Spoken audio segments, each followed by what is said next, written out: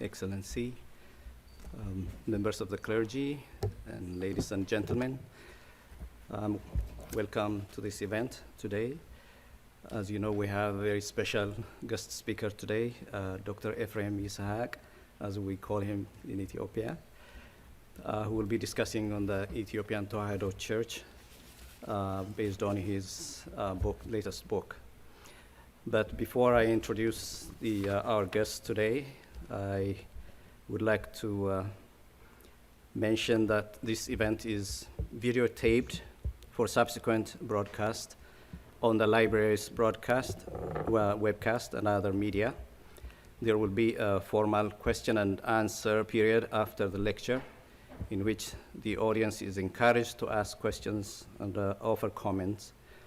But please be advised that your voice and image may be recorded and later broadcast as part of this event.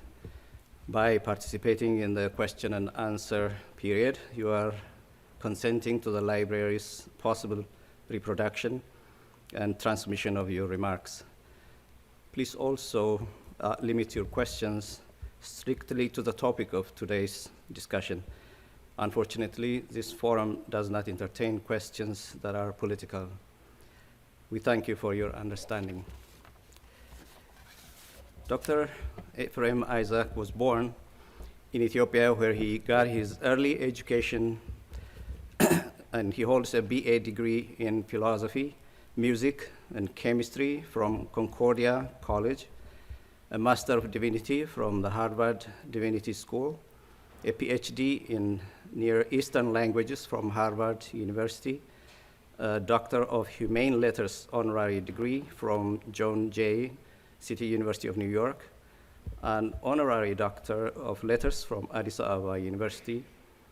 From 1968 to 1977, he was the founder and first professor of African and Afro-American Studies Department at Harvard that endowed the Ephrem Issac Prize for Excellence in African Studies in 1998.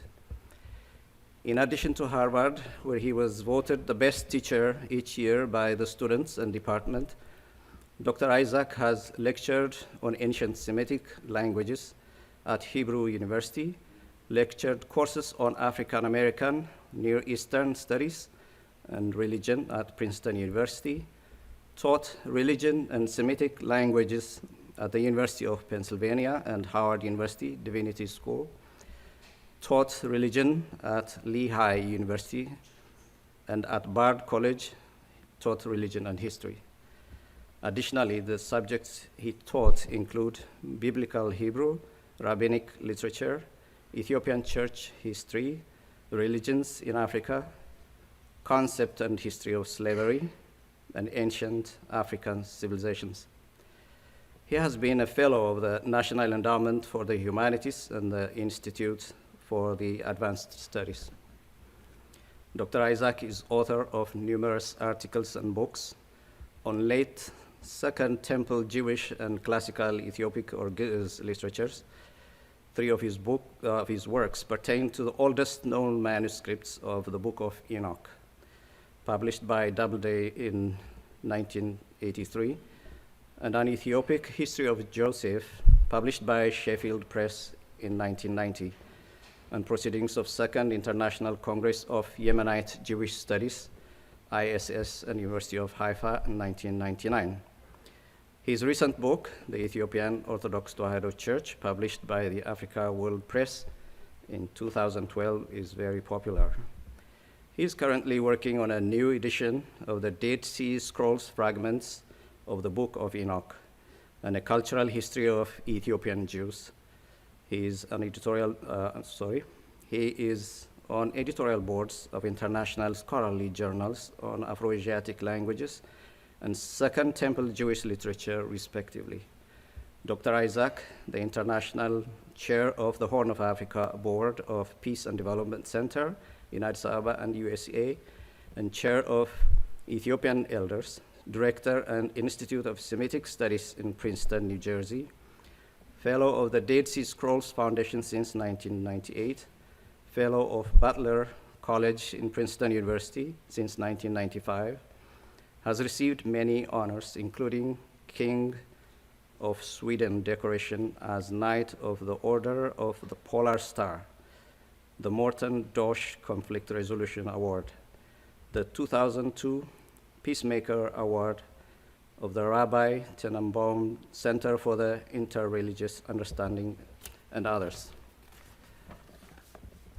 Dr. Issac has diverse accomplishments. He knows 17 languages.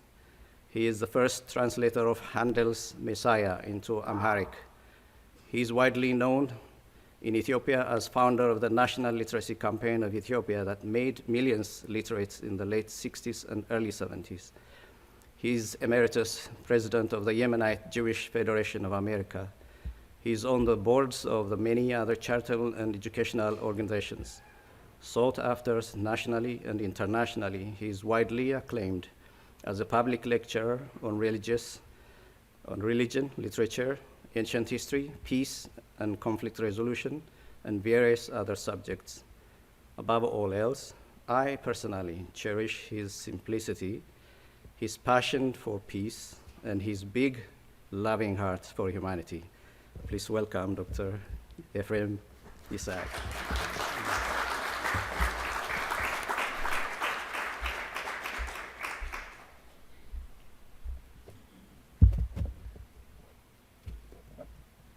So you heard the lecture.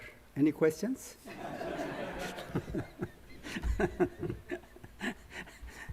Kibrota Fantahon, I thank you profoundly for inviting me to speak at the Library of Congress today on the subject of my new book, The Ethiopian Orthodox Tewahido Church. I also want to express my deep appreciation to your colleague, the director of the library, and Ms. Perlstein, whom I met years ago when I came to catalog the Ethiopian manuscripts that are found in this library, and also honorable friend and all of you whose names some I know, some I don't, but in any case, I'm really very, very pleased and very honored to speak to you today on this particular subject. Let me start by just quoting a few places from this particular book and then make a few summaries. I think I don't like eyeglasses when I read.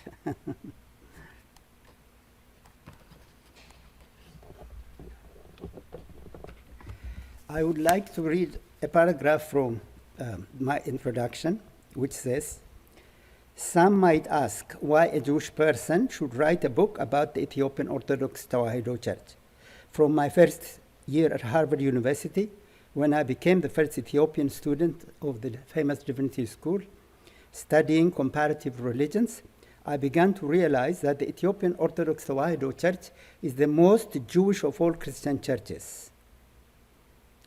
But I also continue to say, in this regard, anyone interested in Judaism can naturally be interested in the subject, as well as in the whole history of Christianity." And then I'll read a second quotation. "The Ethiopian Orthodox Tewahido Church has roots in the early Church of Jerusalem and contributed much to the preservation of Judeo-Christian literature." Then I'd like to give another quotation from the book. "The Jewish molding of Ethiopian Christianity, specifically its effects on praxis and teachings, has been subject of great ecumenical curiosity, at least since the time of Abu Salih in the 13th century." One more passage.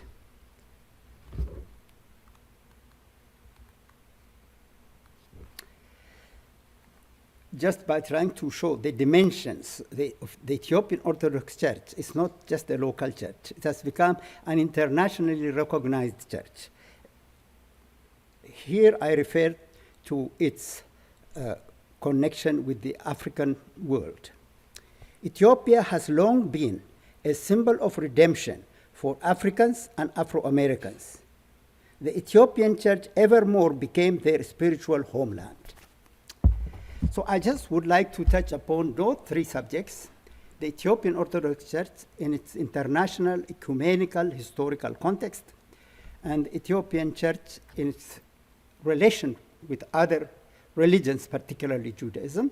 And thirdly, just to touch upon the importance of the Ethiopian Church, not for just Ethiopians, but the whole African world.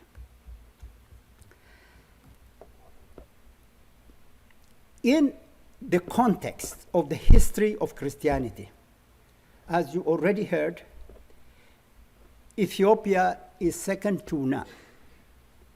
Just as an example, today the Bible has been translated in almost 2,000 languages. One of the first 7 languages into which the Bible was translated was the Ge'ez language. Any scholar who studies the Bible and who would like to know something about biblical criticism must know a little bit the Ge'ez language, because Ge'ez, along with Greek, Latin, of course Hebrew, Aramaic, Syriac, is one of the first 7 languages into which the Bible was translated, and many different biblical versions have been preserved in that language, and scholars must be able to understand this text. And you can see in my book the picture of a gospel.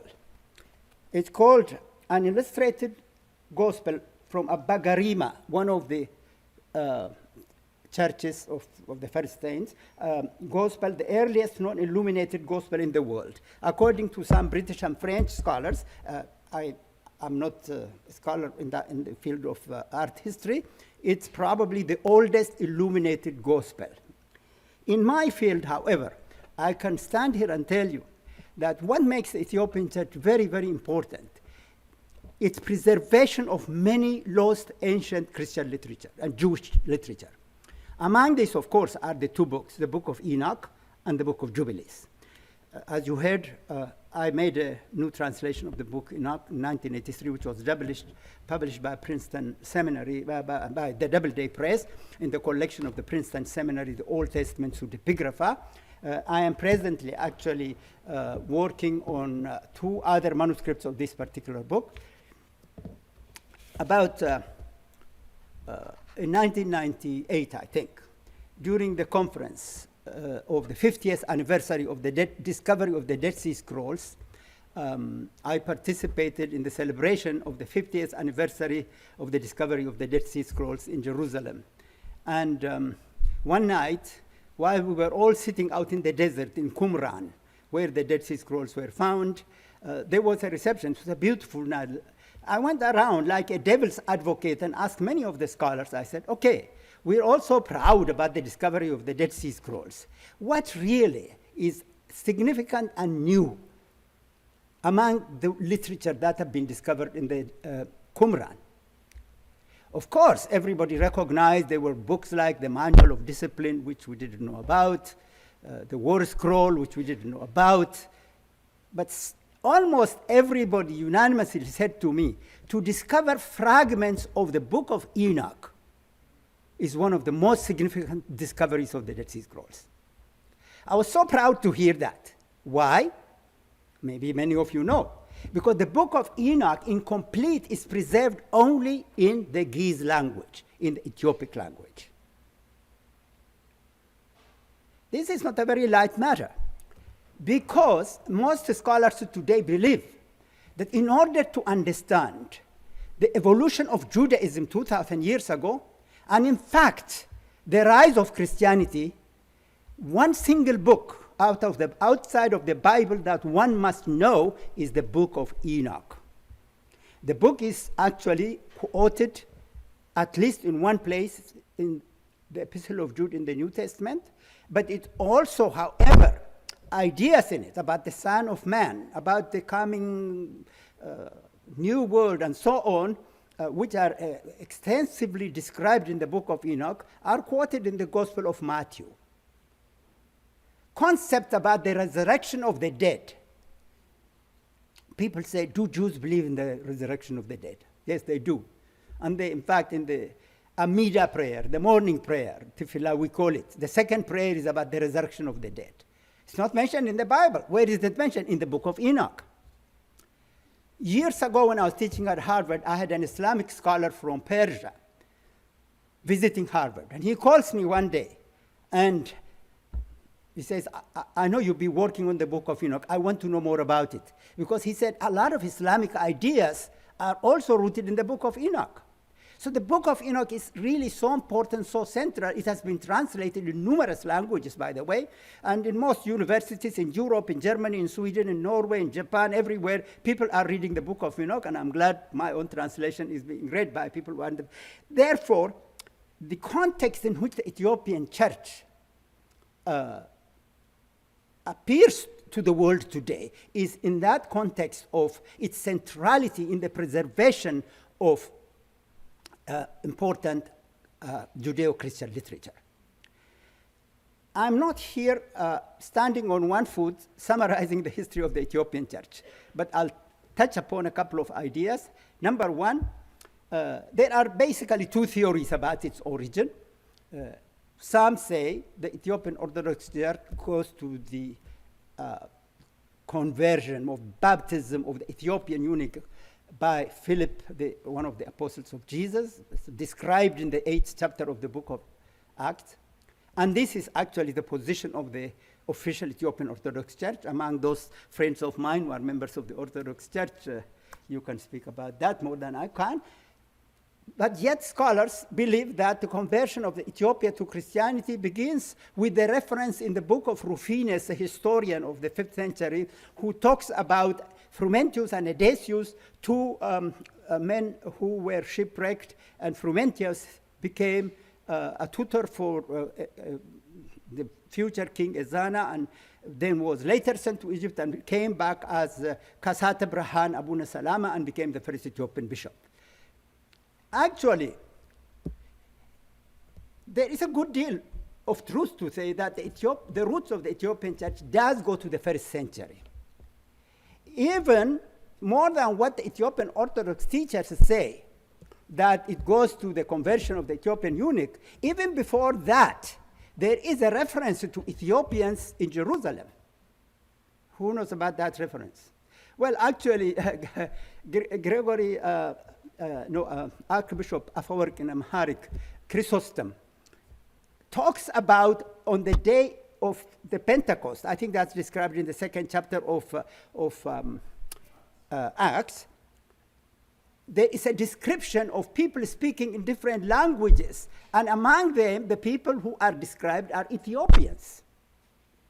So maybe, if there were Ethiopians who were already being converted to Christianity on that day of Pentecost, that's even before the Ethiopian eunuch. But more interestingly, however,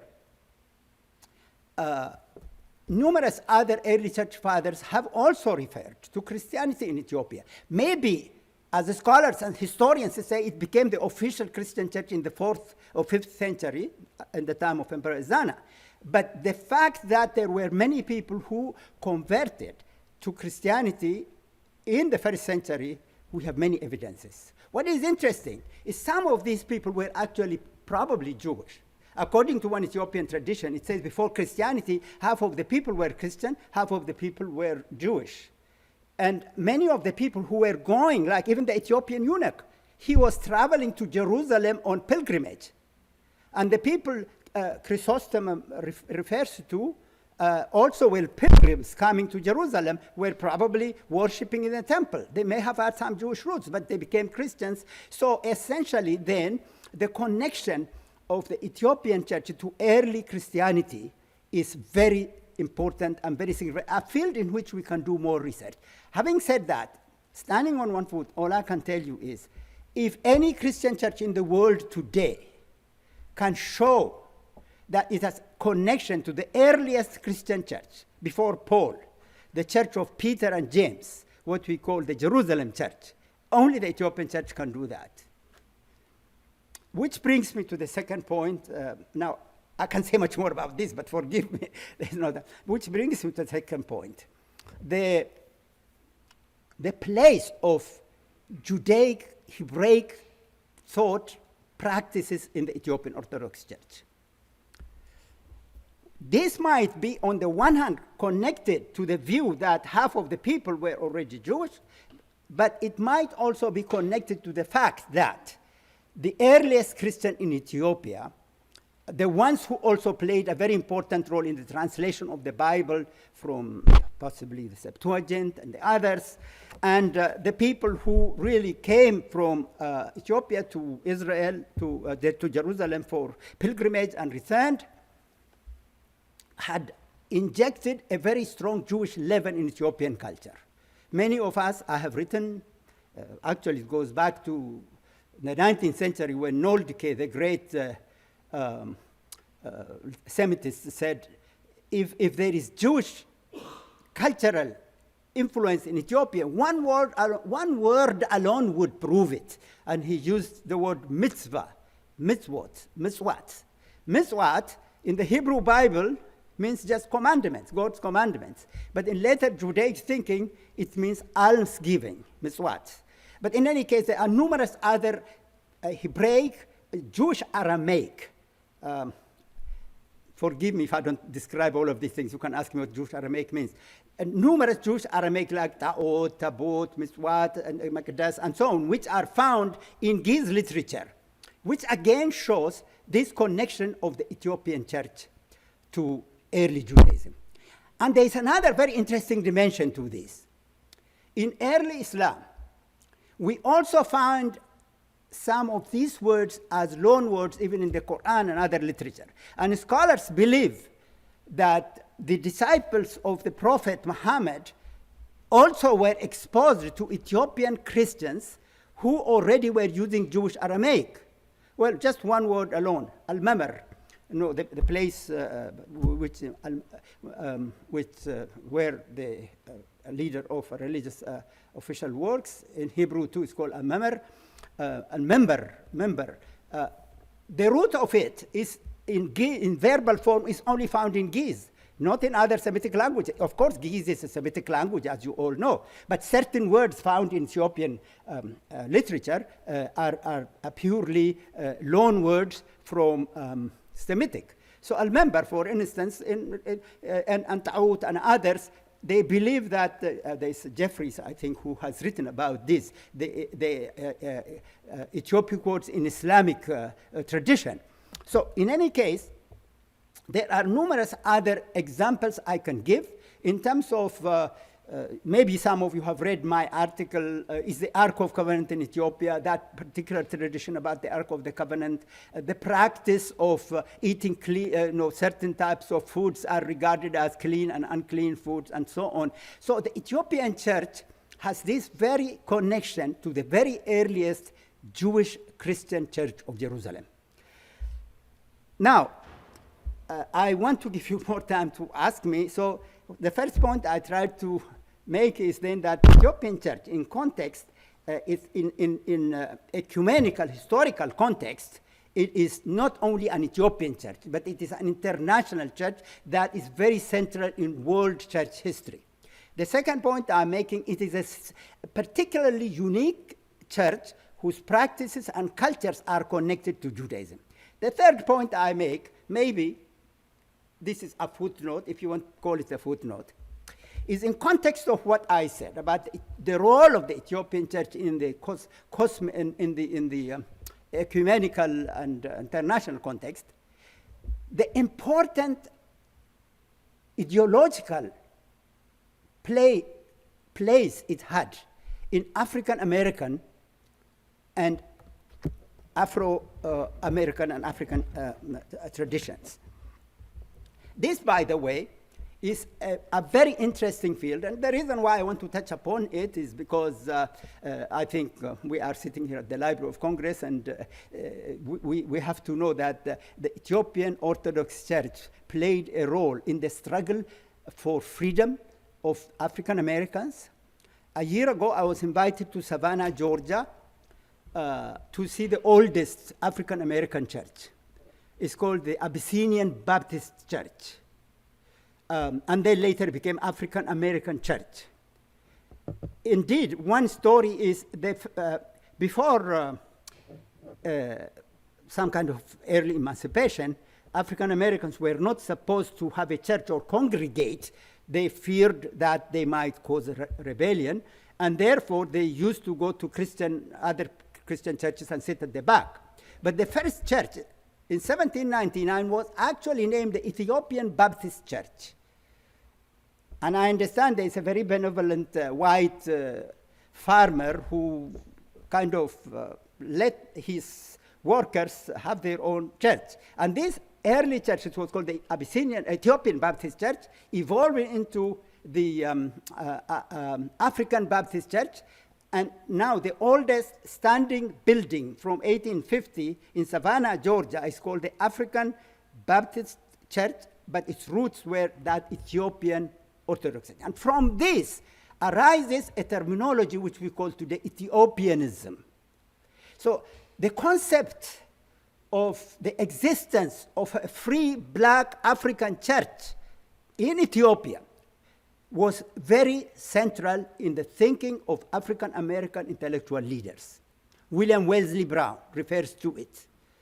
He even, by the way, now there are some of my good white scholars who would like not to connect it to Ethiopia, and so there's one person who has written, well, when they say Ethiopia, they're referring to the Ethiopia in the Bible, you know, where, for instance, African American ministers used Kusha atu yadaham al Elohim in Hebrew. Ethiopia shall raise our arms into the Lord.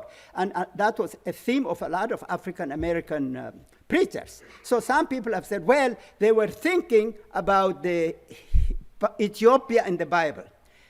We can disprove that theory just by pointing to the fact that the Abyssinian Baptist Church, which, by the way, in New York now is one of the biggest churches, goes back to 1807. So it's not just the Ethiopia mentioned in the Bible that was of great significance in the thinking of the African American people, but also the very Ethiopia that we're talking about, this Ethiopian church, that it played a very, very important role in inspiring the fight against slavery and fight for equality and so on. I remember when I first came here, by the way, before some of you were born, I came to the States around 1958. I was really amazed how many of the few, I was in the Midwest for 2 years and I didn't meet many African Americans, but later when I came to Boston, Harvard, I met African Americans. In those days, they, of course, even before a few years before the civil rights movement, many people used to come to me of African American background, saying, oh, can you tell us about Ethiopia? And then I was told about a group called Rasta, who worshipped Emperor Haile Selassie. And they lived in Jamaica, apparently. So my first vacation after being appointed at Harvard in 1970, I took a trip to Jamaica. And in those days, the Rastas were feared in Jamaica. They were really feared. So I was sitting on the plane. I was sitting next to a middle class, maybe upper middle class Jamaican lady, and she was very happy to see that I'm from Ethiopia. And then at the end, when I said, where can I find the Rastas? I want to see the Rastas. When we got out of the plane, she ran away from me. And when I was in the hotel, I said, I want to go and meet the Rastas. My hotel said, no, we're not going to be responsible. We're not going to send you there. So I said, call a taxi for me. No, we won't call a taxi for you.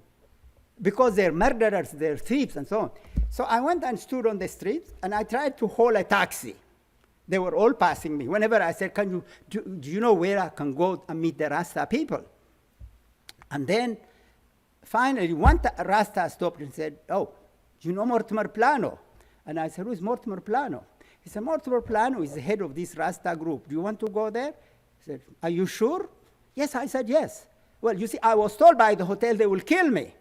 But when I got there and I was dressed like this, they started singing songs. And Mortimer Plano sent messages, and all of a sudden, something like about 70, 80 people started singing songs, and of course, smoking marijuana, and they offered it to me, and I said, I've never smoked cigarette. And they said, no, this is not a cigarette, this is a sacrament. I said, I don't even smoke a cigarette. He said, oh, he's from Ethiopia.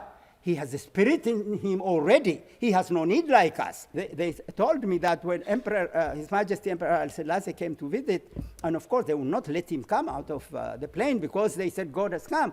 And then all of a sudden, by the way, do you know the story that it was very rainy, and when the plane landed, it became sunny? You know that story, don't you? And they told me, we went to the emperor and asked him, "You're God, aren't you?" And he said, "No, I am not God." And we knew he was God, because God is humble.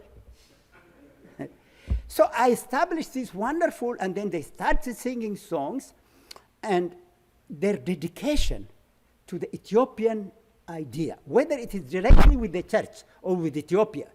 So the Ethiopian Orthodox Church has a big international dimension. More than that, many of you know, recently the great leader of South Africa, Mandela, passed away. I don't know how many of you know that in South Africa, and my colleague at Harvard, Mr. Chrenje, has written a book this about particularly the Ethiopian Zionist churches of South Africa and Zimbabwe. Even Mandela belonged to that at the beginning.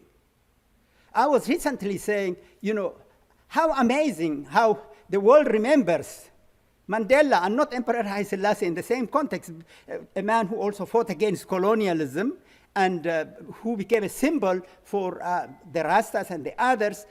But it's just something very significant in terms of, let's forget one person or another, the role Ethiopia played in the mind, in the vision, in the beliefs, in the convictions, of Africans and African Americans. The first missionaries from America who went to South Africa and others went as missionaries of Ethiopianism. The various independent churches of Africa, the Kimbanguist movement, the Aladura movement in Nigeria, the Kimbanguist in the Congo, and the African Zionist Church, Ethiopian Zionist Church, they were all inspired by the spirit of the Ethiopian church. Maybe I should, you see, I'm a professor, which means I cannot stop if I start talking. So I better really interrupt myself and just maybe conclude what I'm trying to say. So what I've tried to tell you is, number one, that Ethiopian Orthodox Church, in its ecumenical context, is part of the international Christian tradition, and plays a very central role in the early Christian history by preserving literature, by even preserving many of the practices and the customs. The second point I try to make is it's a significantly, specifically, an interesting church connected to Judaism and plays a very important role. The third point I tried to make, again, this point may not be related, but for me, they are very significant because I cannot talk, is the role it then in modern times played, willingly or unwillingly, consciously or unconsciously, because many Ethiopians don't even know what Ethiopia meant in the mind of African Americans and Africans. And so its role and in everything has been so significant. I'll conclude by saying, when I started writing this book, I said, I started wanting to write a book called Religions of Ethiopia. Christianity, Islam, and Judaism. But it just turned out that each one is a big book. I'm now working on my second volume called Judaism, and then the third one will be Islam, eventually in the context of the religions of Ethiopia. But I am very pleased that this book is completed, and I hope that you will all enjoy, learn something from it. And there is, by the way, one final point I'll make is that anybody, as I say in my introduction, who talks about the Ethiopian Orthodox Church must also understand the Eritrean Orthodox Church is identical church.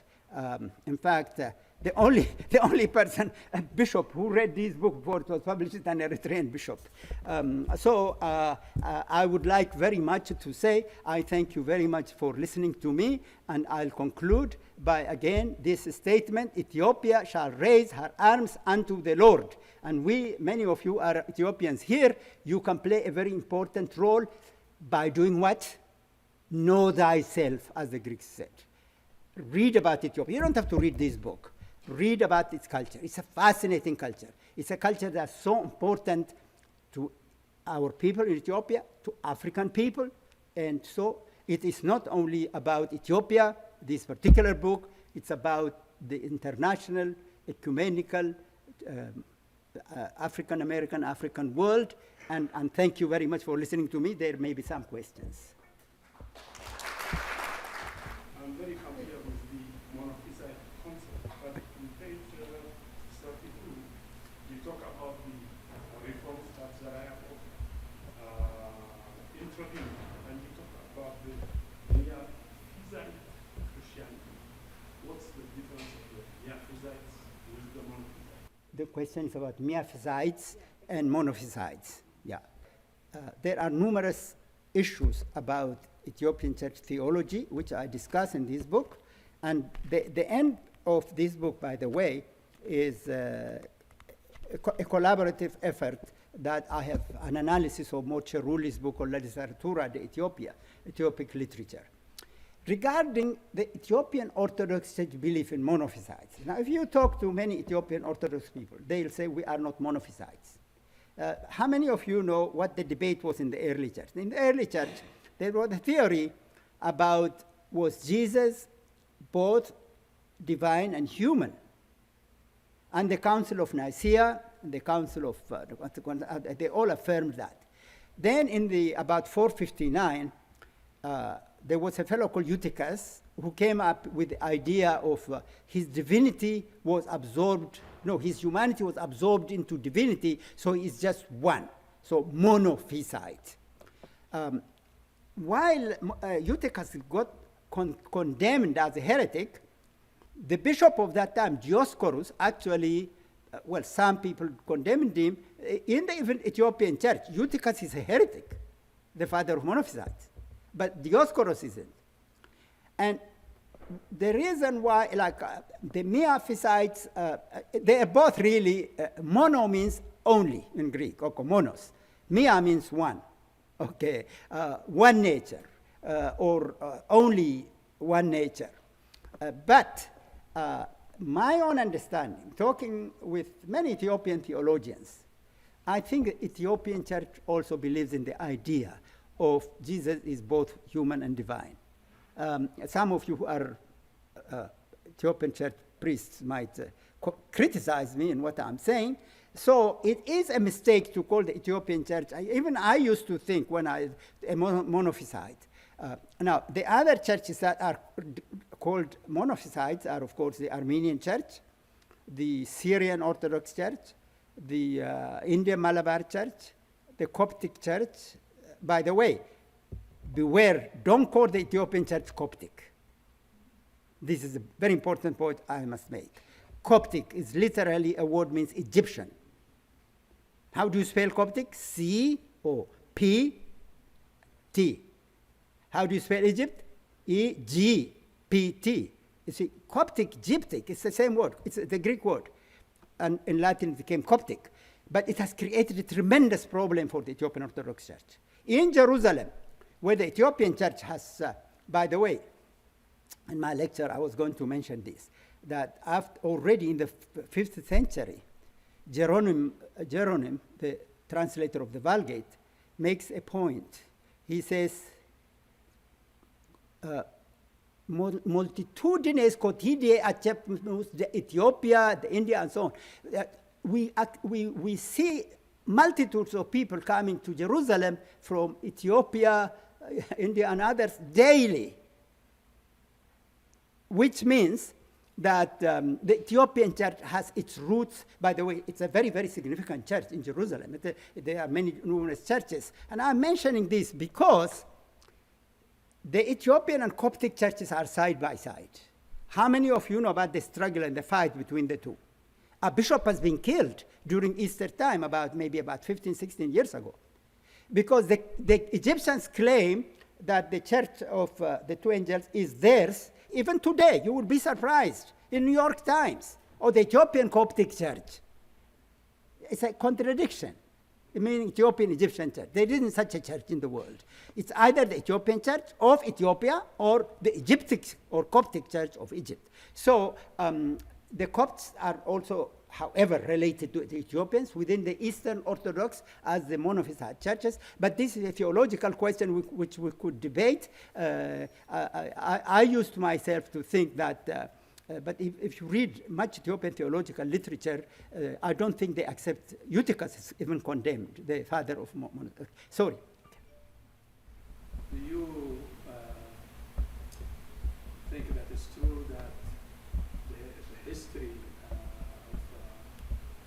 King Solomon and Queen Sheba's possessions, and which goes back to King the First, King Menelek the First, Solomon's son, that who brought probably also a lot of Jews, Hebrews into Ethiopia?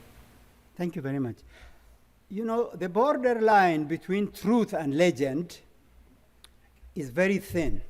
It's almost like mixing water and oil. They are separate, but sometimes they kind of interact. I used to believe, like everybody else, you say legend, and it's all false. Truth, it's all true. Sometimes truth itself is not quite true. Read the newspapers. Almost 25% of what's written as truth is false. And much of the truth that is left out. I think there's a grain of truth in the story of the Queen of Sheba. All I can say that. We learn that not only from the story of the book of Kings, the 10th chapter, but also from our information regarding travels and trade in the Dead Sea, in the Red Sea. A very famous classicist, Professor, what's his name again? I'm trying to remember his name. He used to be a colleague of mine at Harvard, and he's now at the Bowersack, has written a little book about the Addis inscription. Just came out last year. He's never even been to Ethiopia. And in his research, of course, he makes one sentence about how there is a strong Jewish, he said, you know, all these documentations show a strong Jewish presence in Ethiopia 2,000 years ago.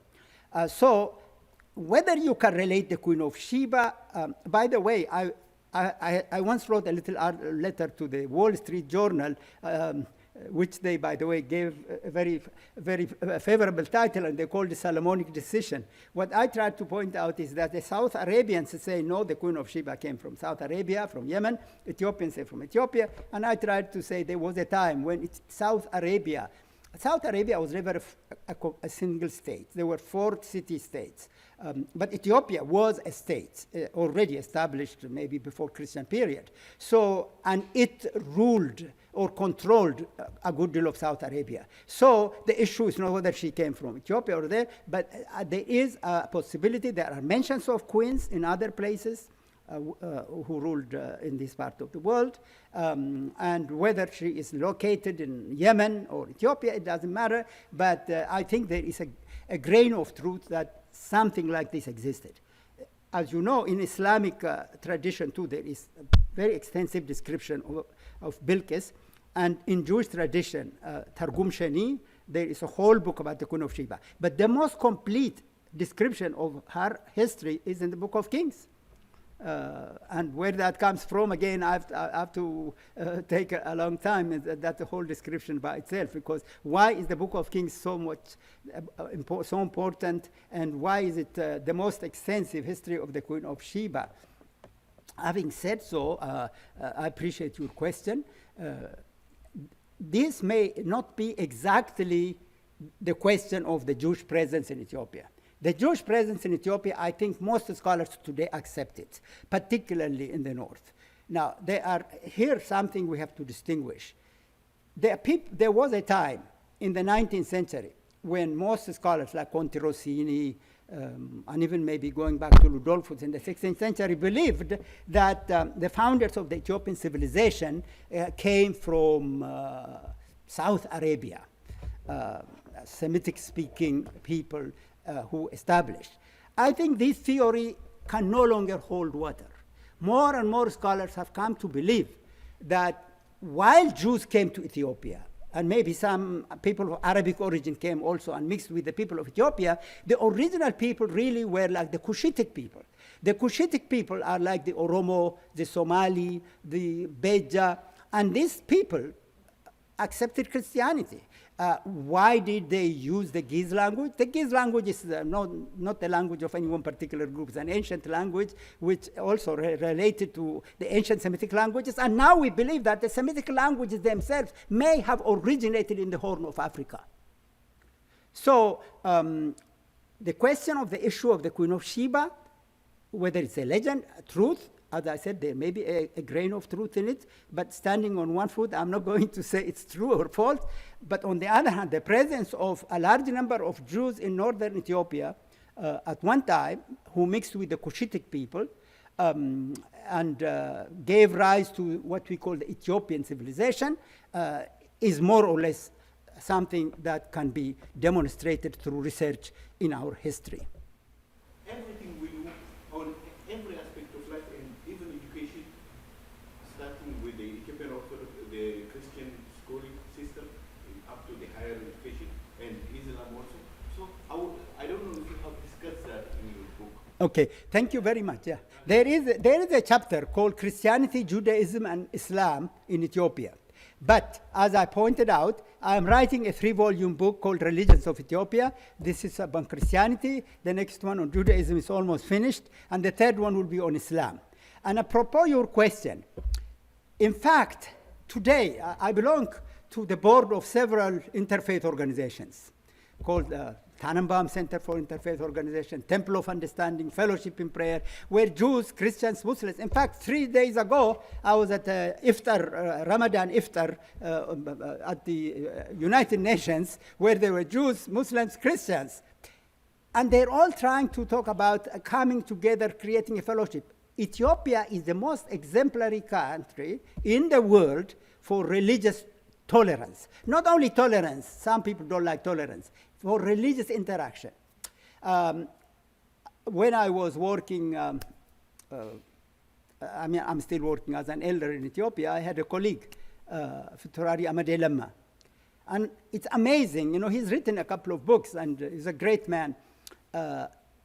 He describes in his book how Muslims used to raise money to build churches. And Christians would raise money to build churches. In other words, in Ethiopia, this idea of religious coexistence it's part of the culture.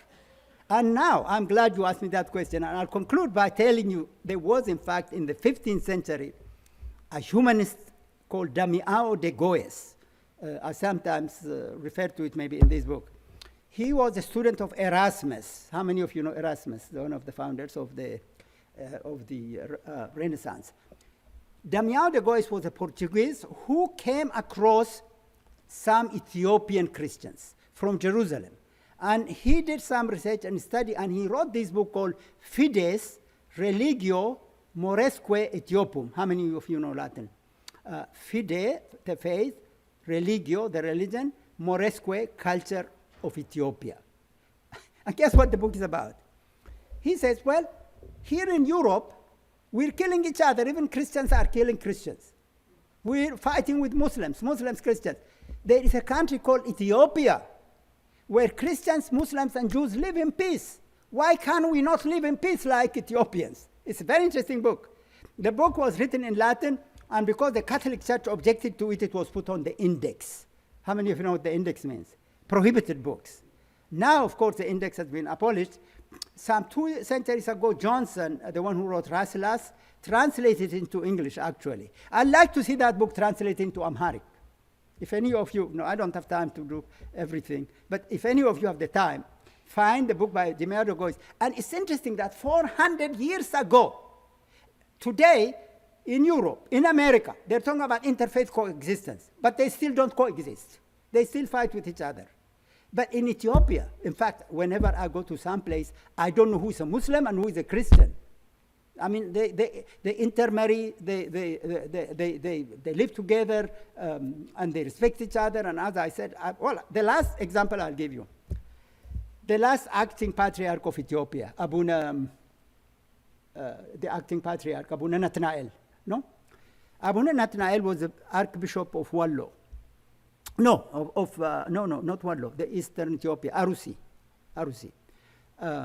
And about maybe 10 years ago, he came to see me.